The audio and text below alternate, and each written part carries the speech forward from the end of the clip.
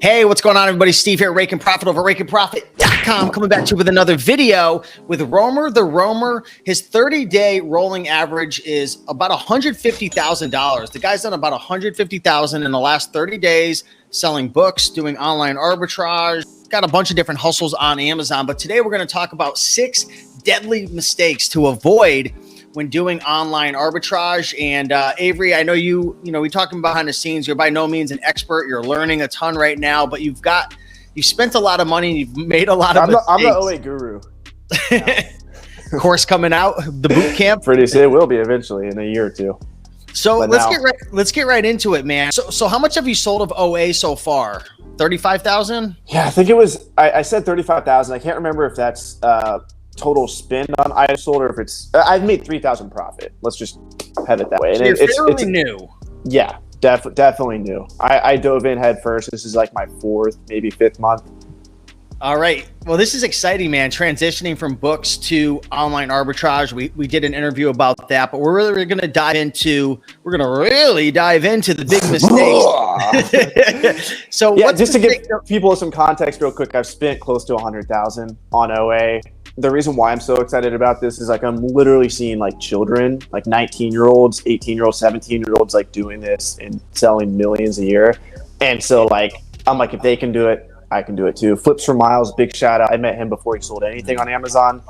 And so I just know my network is there. I just know the potential is there with my network. And so much like how I learned a lot about social media with Steve and I learned books with Caleb, like my network is there for OA. So I know that I can network with all these guys and build my business. So I've dove in head first. I spent 100,000, and yeah, let's dive into these 6 mistakes I've made, because knowing that spend that I did really leads into mistake number 1. And mistake number 1 is prep centers and choosing the right prep center. And I'm not going to recommend a prep center to use, because as probably part of my mistake number 1 was I didn't even recommend this prep center.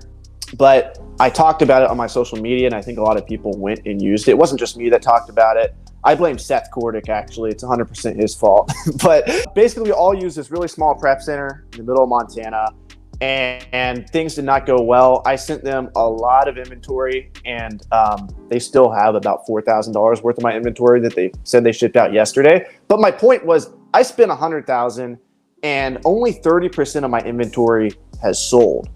And so I'm not even like able to really play the game in like a meaningful way, because my inventory is just held up at a prep center. So there was one prep center in Montana, another, don't use the Merriwear. The first one was Tiger Lily. So don't use Tiger Lily or Merriwear. I'm sure they're great people, but terrible businesses. And Merriwear has been around for 15 years. So it was really surprising how bad they were, but they have even more of my inventory. They're shipping it out hopefully this week. So I have about $120,000 worth of like sales price inventory being shipped to Amazon now. And it just really like held up my learning curve, my cash flow. And so don't make the mistake of prepping your items slow. So mistake number 1 is get your items prepped fast, choose the right prep center.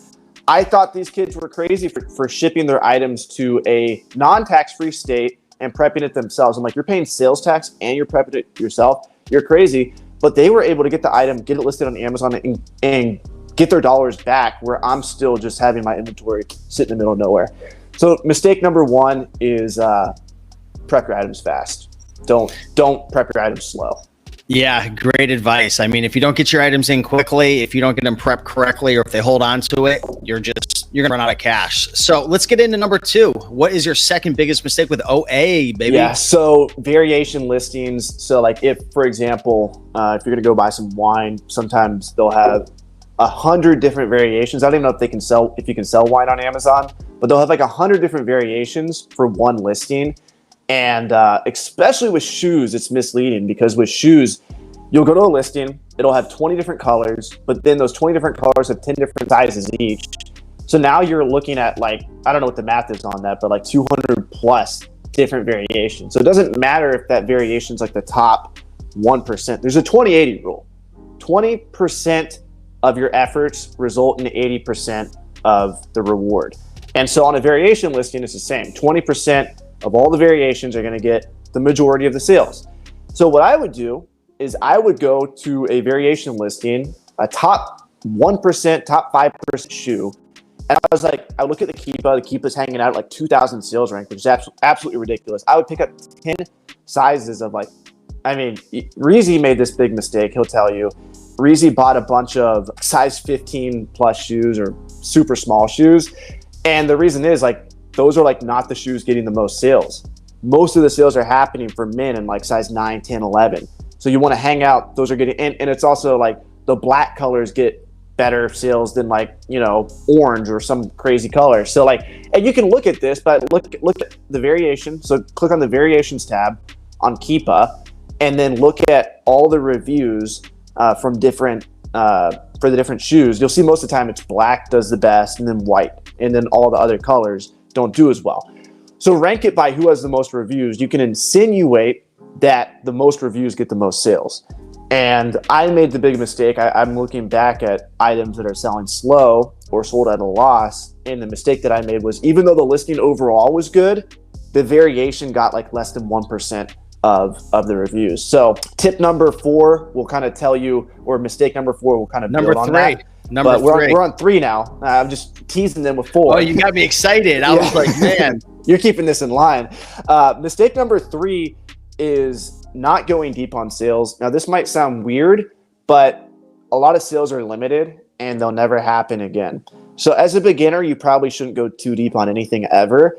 But if you have an item with sales history, like let's say you sold something before, or you have an item, like let's say you're selling this pencil, whatever brand this is, Business Source, and Business Source also has erasers, and they're under the same category of like school supplies or whatever. You know you've sold a pencil for a profit from this brand, from this category, you've sold out at a profit, and the erasers are having a sale. A big mistake that I made was not going deep. It's like, there's a time and place, and it's probably like, this is probably like month 3, 4, 5 that you should be doing this, but that's not the time for a test order. Like if you know you've sold that brand before, you've sold that category before, or you've sold a product, best case scenario, you've sold a product before, so you have proof of concept.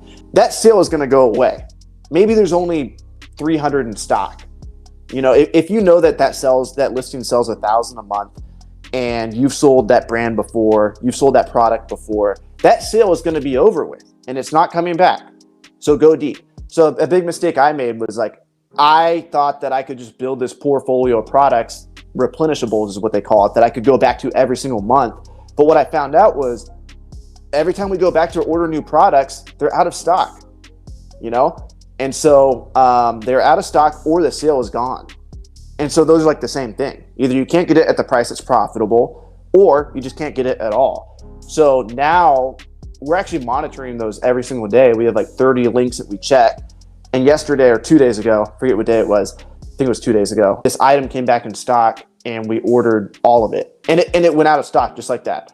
And so really buying items deep when there is a sale. And yeah, so there's no reason to buy a lot of an item if it's either your first time buying it or if it's an ongoing sale forever. Like you know the sale's always there. Maybe it's like a 10% off site-wide that you know you can always get that 10% off, or maybe there's no sale at all. Like, why would you buy 300 of an item when you know you can buy the item a week later? Like, there's no out of stock potential and there's no sale ending potential. So like, why would you hold your capital up? The beauty of OA is you can buy 50 of a unit and sell 25 and then order more. So you're not holding up all your capital in inventory. But what I'm finding is sometimes you do have to hold your capital up in inventory because the item's not going to be available again. So hopefully that makes sense. Yeah, no, it does. And I'm curious, what was the exact item? I'm just kidding. No, how much did you spend, and how long do you think it's going to take to turn over, and what do you think you're going to make? Oh yeah. So this item sells crazy fast. And I think the average buy cost was 14.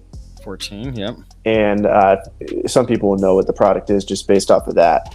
And I'll sell. I'll storefront. I'll storefront. You'll find it. I got 5 of them, so make sure you get all 5. And I think it'll sell within a month. And like this, the number of sellers is going down on it. And I just bought all the stock. So sweet. There's probably somebody else who bought a lot of stock earlier that day, so they'll probably hop on too. But I mean, some of these things you could sell like 1,000 a week. I haven't done that personally, but I've heard from people, you know, Miles. Well, very, very cool. So those are the first 3 mistakes. I'm curious to hear about your 4th, 5th, and 6th mistake. 4 is going to be good because you were jumping the gun for it. Yeah. Mistake number 4 is the offers tab. So we talked a little bit about that. Me too, man. Don't just go off of, it's not just Seller Amp, whatever you use. I use Seller Amp. It says like the estimated monthly sales. In the book world, we have the E-score, which is actually over 6 months, which is actually ridiculous. Like once you get into OA, like you start looking at E-score. I used to think an E-score of 50 was like, oh, that's pretty good. But then you realize it's 50 divided by 6. And so you realize the E-score of 50 is not that great. But when you're paying a quarter or a dollar, it doesn't matter. But make sure to look at the number of sales according to the offers tab. If I had my computer in front of me, I could tell you. But anyway, just click on all. There's like 6 different headers, and then there's like a subheader that says offers. So click on that, and then click on view historical data, and it's going to show you every single seller that was ever on the listing. So if you guys ever follow somebody on Instagram and they show you the product that they're going to sell, you can go to that Keepa graph and you can actually find them on there. So like that's a super pro tip for store stocking. Is that why I'm not going to name who it was, but I was talking to a 6-figure seller and he's like, I can't show anything on YouTube until a year because it probably doesn't go away till maybe a year. That's why he said that, because I didn't understand what he meant by that. That might be true. I thought it was forever, but maybe it is just a year. But at the end of the day, it's like Miles talks about this. Like if you truly are like an OG at sourcing and like running a business, like you're gonna have deals that other people don't have. You're gonna know of coupons that other people don't know about. You're gonna be first to the sale. And so even if you do store stock somebody in the community, it's like you'll look at their store and be like, none of this stuff's profitable. I do it all the time. I'm like, how is this guy even making profits? Because they know about sales I don't. They just have access that knowledge I currently don't have. So tip number 4, mistake number 4 is don't just go off of the sales per month. According to any of these, it's just an estimate based on sales rank, which is going to change every minute. Sales rank's always going up and down. And same with offers tab. Like offers tab is just an estimate of sales, So kind of use both of those numbers. But if you look at an offers tab, it'll look like this. I'll draw it out for you guys. It'll look like literally like this is gold when you see this. Go to the offers tab, and if you see their stock go down like this, very, very high chance that is real sales. Now, if you see their stock is updated like this, let's say they had 1,000 in stock and the next day it just goes to 0. They probably just like updated their stock or had a facility center transfer, FC transfer.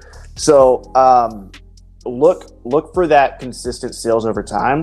And then once you buy the product, once you have sales for yourself, like go deep on the product.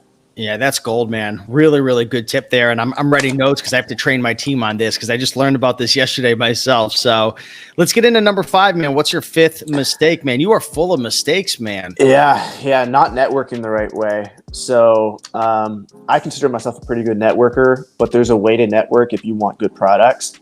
And the way to network to get good products is share good products with other high-level people. So don't blow up people's phones unnecessarily. A lot of people watching this video, I don't know if anyone's watching this video who I blew up their phone, but I blow up a lot of people's phones all the time. I literally, I'm in so many different group texts, but you want to do it in a way where you provide value.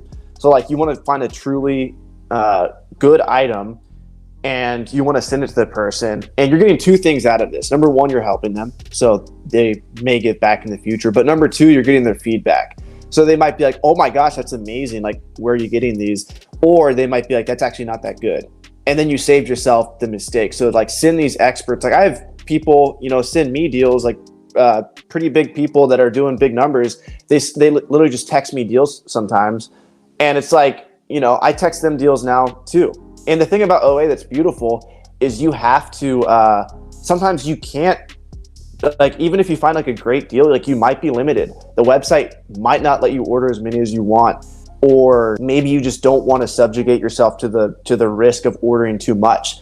Like maybe there is a limited time sale and like you're like, crap, like I kind of want to go deep on this, but I don't want to hold my capital up. Well, share it with your friends, and then they'll give back to you in the future. So I think the number 1 thing you can do to not network the wrong way is provide value to people in the form of leads, I think is the most powerful thing you can do. Add value, man. Add value. It always comes back. I believe in it. Karma. Given good, the good comes back. So let's talk about the last mistake you made. And again, man, thanks for all these tips. This is definitely gold. 100%. So I spent $800 the other day on a course to learn this mistake. So don't. Oh, I know what course that is too. Yeah. Don't spend. And I probably could have found this for free on Google, but you don't know what you don't know until you know it. So don't spend at the end of your statement cycle on your credit card. You probably could have told me this. You know a lot about credit. If you spend towards the end of the statement on Amex, then, and correct me if I'm wrong here, but I'm pretty sure this is how it is. If you spend on like day right before the statement cycle is over with, you now have 20 days to pay it off because they give you an extra 20 days to pay it off after the statement ends. So what this means is when the statement cycle starts over, if you put most of your spend towards the beginning, like theoretically, if you spend everything on Amex, I'm specifically talking about Amex here, but I'm pretty sure this is on average with other credit cards, some general principle remains true. After the statement period's over, you have 20 days to pay it off.